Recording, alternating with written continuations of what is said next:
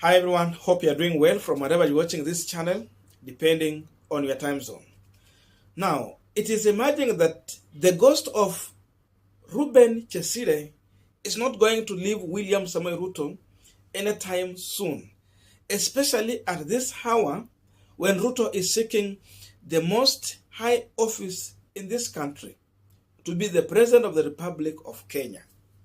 William Samoei Ruto himself started the issue of the slaps when he narrated how he was almost slapping President Uhuru Kenyatta for refusing to retain power. The president was ready to go home, but Ruto did not want Uhuru to go. So that issue escalated when Eugene Wamalwa also mentioned how Ruto was almost slapping him in cabinet meeting.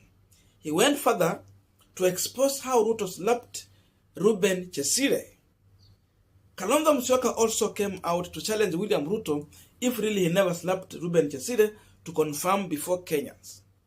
And now, this issue has forced Ruben Chesire's wife, who is now the widow now, to come and speak out about the same issue. And yesterday, Ruben Chesire's wife spoke to the Daily Nation. And yes, she confirmed that it is true William Samoei Ruto went to an extent of slapping his late husband, Ruben Chesire. Remember, Ruben Chesire was vying for Eldoret North Member of Parliament, the same area where Ruto also was a candidate. And this incident of slapping happened in 2002. Then Ruben Chesire later stayed another 6 years, and he died in 2008. So I want us to go through the story which has been shared, and after that we will also give our views, because it's like the ghost of slaps is not going to leave William Samoei Ruto anytime soon. This story was shared through Kenyans.com with the headline, Ruto slapped my husband at State House, former MP's wife speak. According to reports, DP Ruto allegedly slapped Chesire at State House during the heated campaign session in 2002, a time when the ruling party was on verge of being stopped. The Nation quoted Chesire's wife and his sister, who gave account of events from their kin and how the movement emotionally dragged the former assistant minister down. Chesire's wife, Alice Chesire, stated that the issue was never resolved, and every time the DP is making headline across the country, people and especially their neighbors remind them of what happened at State House. On that day, he came home and I could see he was in a lot of pain emotionally. One of his eyes red and painfully narrated to us what had happened to him, Miss Chesire recalled. The family clarified that they have no malice towards DP Ruto in speaking up now, and especially with barely 9 days to the elections. I am speaking now because there have been a lot of stories going around about this incident that happened to my late husband, Ruben Chesire, since the viral audio of the deputy president saying he almost slapped the president. I am not saying now to try and reduce his vote. I'm saying it now because I want the voice of peace to be heard among Kenyans, and even as we finish the election, we need to speak peace among the youth and the politicians so that we have peace in this country, Ms. Chesire stated. In Eldoret, this is not an issue that can disappear. People keep reminding me about it, telling me that it is still unfinished business, she said. She stated that after the alleged incident, Chesire did not follow through on the police report because he opted the matter would be resolved internally, but the DP never reached out to make peace. Look at that. He added he had wanted Ruto to come to him with 3 elders so that he could talk, and the elders would guide the young man in the right way. He waited so far long for William Ruto to come and seek forgiveness, and up to the time he died in 2008, Ruto never came to say sorry, Chesire's wife stated. The issue was recently revived by Wiper Party leader Kalonzo Musyoka, who challenged DP Ruto to deny the alleged incident which occurred during the KANU era. That is the story. Ruben Chesire's wife now narrating the issue. Just to confirm that it is true, William Ruto went to an extent of slapping his husband, an old man whom at that time Ruto could call a father. Ruben Chesire alikuwa katika umri wenye Ruto anaweza muita baba. But Ruto did not see that. He went overboard to slap the old man. Lakini bila wizi. Hao wengine wanasema kazi ni kazi. Najuana sana. Wengine walikuwa wakisema Mheshimiwa Uhuru ati ana hasira. But I want to tell you, I know Mheshimiwa Uhuru and I know Mheshimiwa Ruto. They are my younger brothers. Umombetukezi, lakini Ruto hasira ako nayo ni ajabu. Wacha hii mnasema hapa kina Sabina. I want my brother Ruto to deny kwamba hakuchapa Ruben Chesire, the late MP for Eldoret North. Akachapa kofi in State House of Eldoret.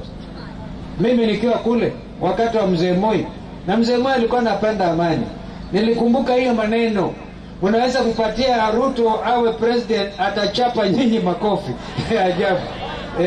So it is a fact. Uhuru hawezi kuchapa mtu. Ruto has had these instruments since 1992. You had the famous thing where he was even slapping ministers. Yes. In front of President Moi. He had the audacity of slapping Chesire, Ruben Chesire, who was old enough to be his father. Chesire is the one who gave him his wedding car, the car that remembered his wedding. Mm-hmm. And he has the audacity to slap Ruben Chesire in front of the former President Moi.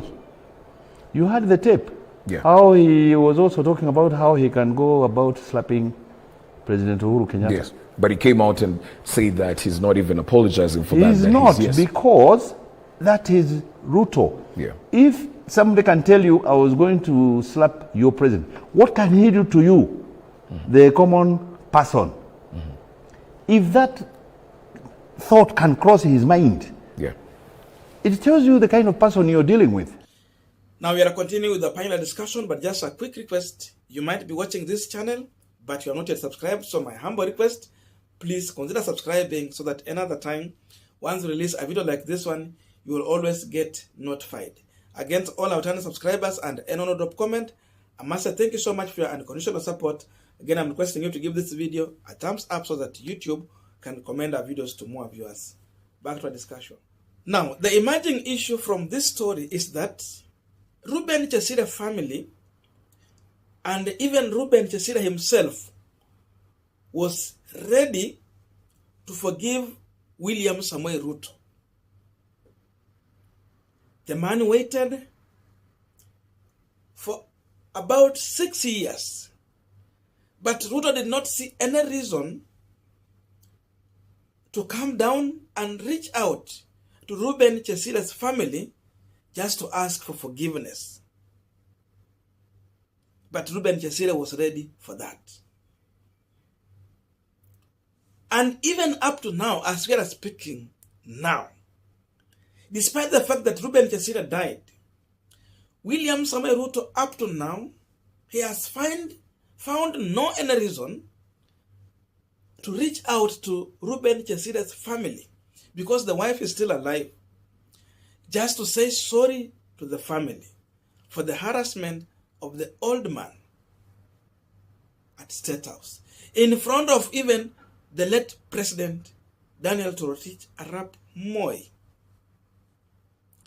So up to now, William Ruto feels that he did the right thing. That's why he's not apologizing. But he could have done so. If Ruto had apologized, I don't think if Ruben Chesire's wife will come out to talk about this issue. And if she had talked about this issue, she could have gone to an extent to mention that William Samoei Ruto came back to the family to ask for forgiveness. And that is William Ruto who tells Kenyans he is a Christian, a man guided by the Holy Book. A young man who did not have respect for elders. A young man who was violent.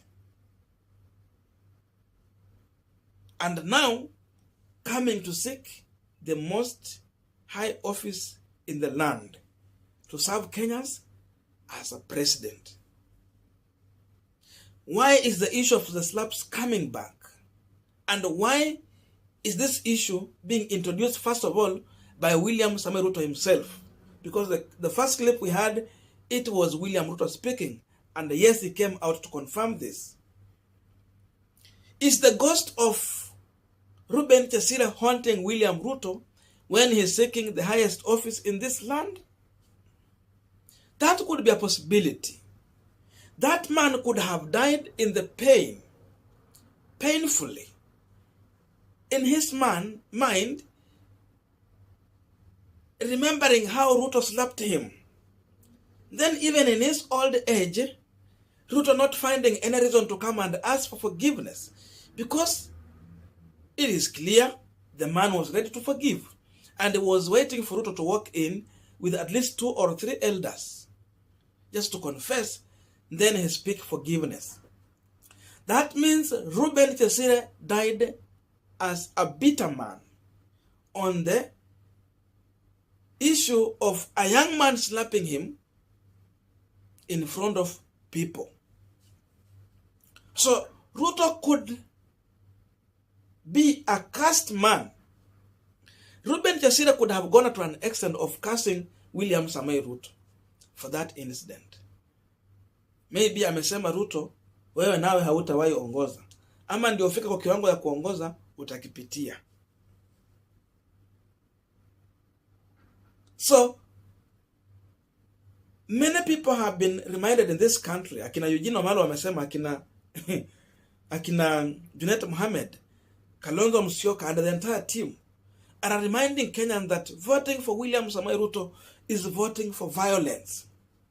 If Ruto threatened to slap the president and he has a record of slapping an old man, then who are you if you vote for William Ruto? He can extend violence to you as a Kenyan once he becomes your president. I don't want to speak too much, but I was just after to share this story with you guys here. Thank you so much for listening to me up to this far. May good God bless you and see you in our next video.